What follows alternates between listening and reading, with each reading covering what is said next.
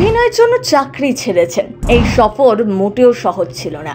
সবসময় পাশে পেয়েছেন অর্ধাঙ্গিনীকে। থিয়েটার থেকে বড় পর্দা কাঁপিয়ে দিচ্ছেন এই বয়সেও। চেয়েছিলেন থিয়েটারের হোল টাইমার হতে। এখন অবশ্য ছোট পর্দাতেই বেশি যাতা। টলিপাড়ার অত্যন্ত পরিচিত মুখ সুব্রত গুহ রায়।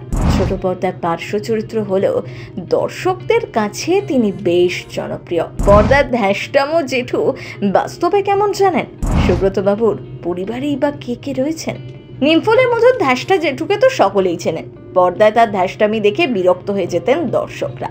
পরে অবশ্য তিনি ভালো হয়ে প্রশংসাও কুড়িয়েছেন। নিমফুলের মধুর অখিলেশ দত্ত থেকে এখন তিনি পরিণীতার আশুতোষ বসু। রাশভারী গম্ভীর একজন মানুষ। অভিনেতা সুব্রত গুহ রায় বাস্তবেও কি এমনটা?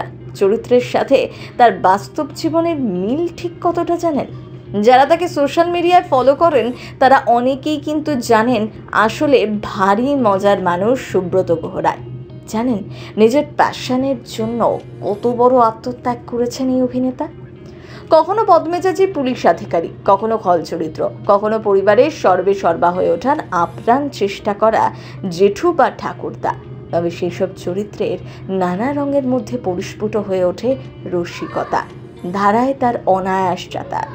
অভিনয় জগতে প্রায় 3 দশক কেটে গিয়েছে। পর্দায় পার্শ্ব চরিত্র হলেও বরাবরই আলাদা করে নজর কাড়েন সুব্রত বাবু। থিয়েটারের পাশাপাশি বড় পর্দায় তাকে দেখা যায়, কিন্তু পরিচিতির বড় অংশটাই ছোট পর্দাতে। নিমফুলের মধুতে অখিলেশ দত্ত চরিত্রটি সুব্রতবাবুর জীবনের একটা বড় মাইলস্টোন। আজকাল রাস্তাঘাটে লোকজনও তাকে ধ্যাসটা জেঠু বলেই ডেকে ওঠেন। তবে ব্যক্তিগত জীবনে সুব্রত বাবু কিন্তু একেবারে অন্য ধরনের মানুষ। অর্থাৎ আপনারা পর্দায় তাকে যেভাবে দেখেন তিনি কিন্তু একেবারেই সেই ধরনের মানুষ নন। রিয়েল লাইফে মানুষের সঙ্গে মিশতে, সকলকে নিয়ে থাকতে ভালোবাসেন। নিজের মতামত কারোর উপর চাপিয়ে দিতে একেবারেই পছন্দ করেন না। সারাক্ষণ মজা করে থাকতেই পছন্দ করেন।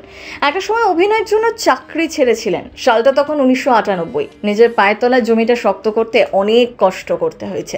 আর এই কঠিন সময় সুব্রত বাবু সবসময় পাশে পেয়েছেন স্ত্রী পিয়ালিকে।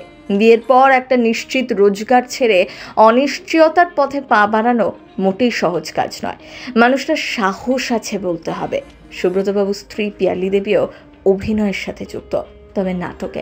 একটা সময় অভিনয় করতে গিয়েই দুজনের পরিচয় হয়েছিল। তারপর দুই বাড়ির সম্মতিতে শুভ পরিণয়। অভিনেতার ছেলে মেয়ে বিদেশে পড়াশোনা করেন। অভিনয় জগতে আসার ইচ্ছে তাদের নেই। সুব্রতবাবু এখন পরিণীতা সিরিয়ালের রাশভারী ঠাকুরদা। নাতি নাতনিরা পিছনে তাকে হিটলার বলে ডাকেন। তবে সে তো পর্দাতে। বাস্তবে বড় ভালো মনের মানুষ সুব্রত গুহ রায়। অভিনয়ের পাশাপাশি লেখালেখি করতেও ভালোবাসেন।